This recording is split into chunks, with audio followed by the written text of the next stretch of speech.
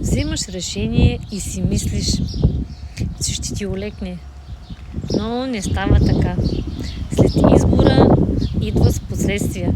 Понякога леки, понякога трудни. И тогава те засига мисълта, може би сгреших. И започваш да се връщаш назад в главата, в съмненията.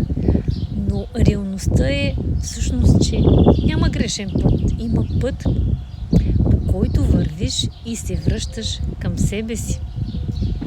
И всяко едно решение те води някъде, но не винаги там, където си искала, но там, където имаш да растеш. И въпросът не е правилно ли избрах, а мога ли да остана с това, което идва и да не се изоставя, да се свържа с себе си, да се чувам, да се вслушвам, да продължа с повече доверие към себе си, че животът не е срещу мен, а ме води.